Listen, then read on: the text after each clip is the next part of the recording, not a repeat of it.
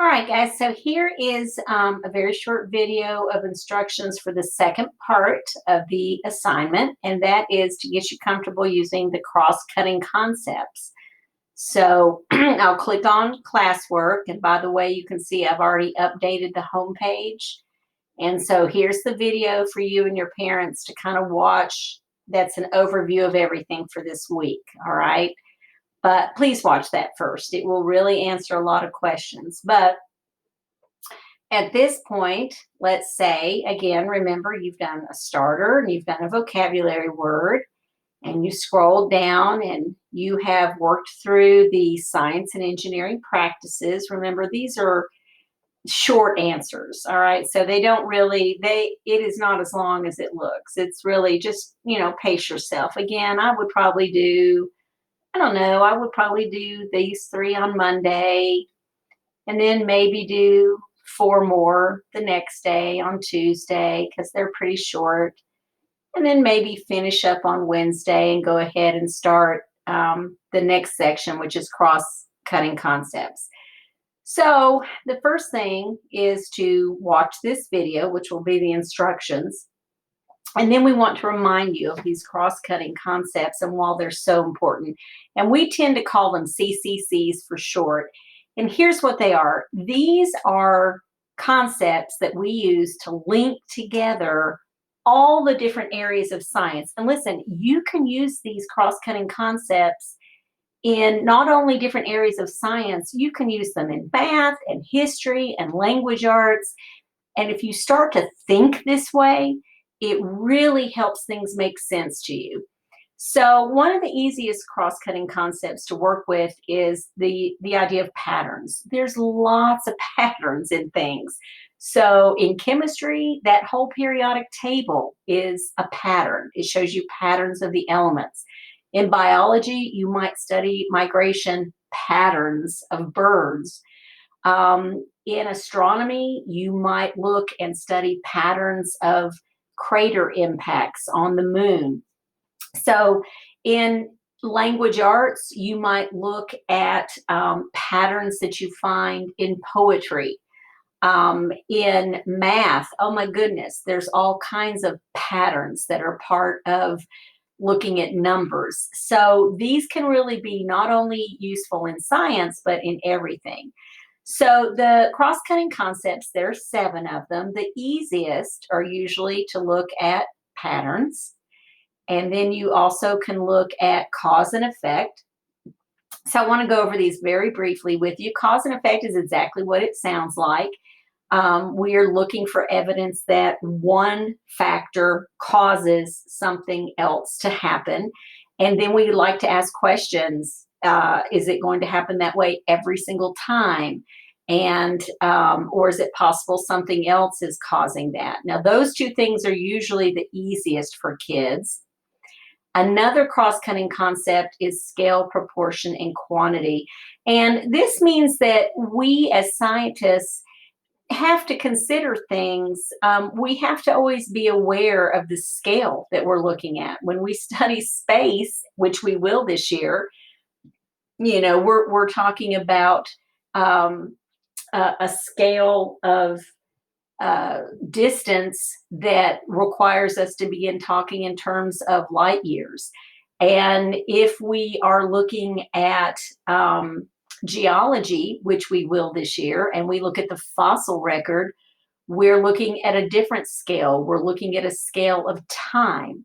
But sometimes we are interested in examining things that are, for example, very, very tiny. And so if we want to talk about atoms and electrons, we have to adjust the way we think about that. So that's kind of what we mean when we're talking about scale, proportion, and quantity. Now, we also talk a lot about systems and system models, and this one's a little bit tricky.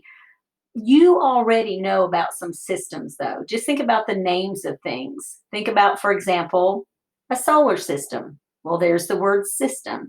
And a system just means when we think about those, when we think about something and we say, well, this is going to be a system, and we just decide we're going to call it a system, we can start to talk about it then. Like, for example, what are the parts that make up the solar system? Well, we have empty space, we have planets, we have asteroids, we have moons. How do they work together? So we could talk about, for example, how does the gravity of the different moons or the different planets, how does that influence each other? What are the limits of this system? How do we know when we've reached the end of the solar system? But I can define other types of systems. I could talk about your digestive system. And I could still talk about, well, what are the parts of that system? How do the parts work together? What are the limits of it? I can really define lots of things as a system. I can define my cell phone as a system and talk about the parts of it. I can even define something as simple as a glass of water. If I want to say that is a system and I'm going to look at it, I can do that. I get to do that. And the reason why that's interesting is because of this next thing, looking at the cross-cutting concept of energy and matter. Because then look how we use the word system here. We might talk about, for example, I'll go back to the solar system. What happens to the energy within our solar system? Do we have energy in our solar system? Is there a way that energy comes into our solar system? Is there a way energy leaves our solar system? Is there a way for matter to come into our solar system? But what if I said I'm defining a system as just a glass of water? I can still do that. I can talk about, well, how does heat energy or any type, or light energy for that matter, get into my system? How does it leave the system? What happens when the energy comes into that system? Does it change the glass of water? Well, it does. That's kind of how I think evaporation may happen. So it's important to get comfortable with this idea. The other thing that we like, and I'm going to jump down to this one first, is to talk about stability and change in a system. So, for example, if we think again about our solar system, what kind of things would cause our solar system to change or to become unstable? Is our solar system changing? We think it's, the earth is pretty stable, but we certainly have earthquakes and other things. And what types of things might interrupt even the stability that we think is there? And let's go back to my glass of water. So, what kinds of things could make my glass of water change? And so we talk a lot about stability and change. And when we get into our earth science unit, we will talk about plate tectonics a lot, and we'll talk about earthquakes and volcanoes. And so this idea of stability and change will come a lot into play there. And then the last cross-cutting concept is called structure and function. And this just has to do, again, with thinking about how different things have certain structures, and those structures allow certain functions to happen. Think about your hand.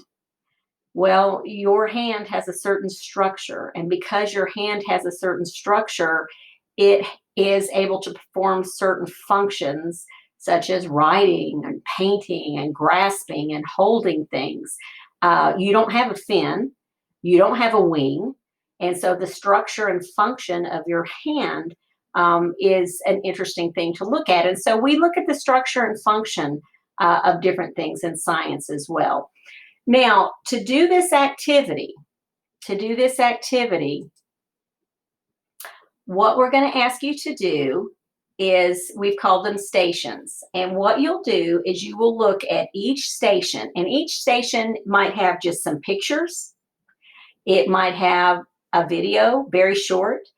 It might even have just a little bit of reading, not much at all.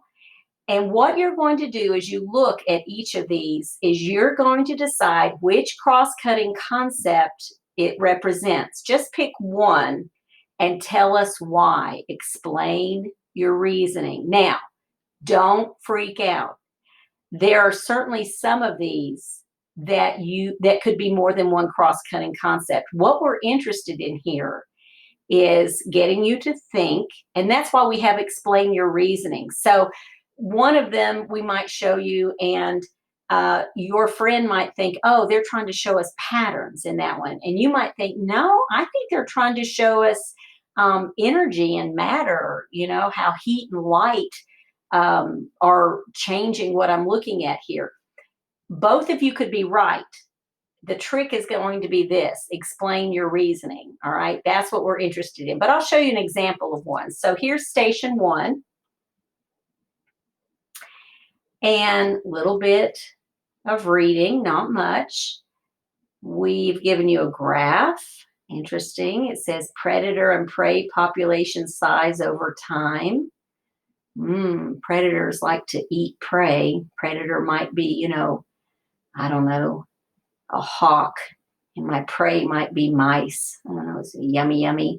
And then, we have a little video for you to watch called the Rube Goldberg machine for getting dressed, I think. All right. And so what we're saying is, when you look at this and you read it and you look at this graph and you watch this little video, which of those 7 cross-cutting concepts do you think we are trying to represent? Do you think it's patterns, cause and effect, structure and function, scale, proportion, and quantity? So you're going to pick one, okay? You'll select which one you think, and then you'll write that, and then you'll just explain why. And this is a text box submission again, so all you have to do on your end, you'll have a green box that says submit. Click it. A text box will open up. You're going to type in it. This represents whichever cross-cutting concept you think it is, and here's why I think it represents this cross-cutting concept, okay? All right, so I think that's it. And so when you finish this, the science and engineering practices and the cross-cutting concepts, then you are finished for this week.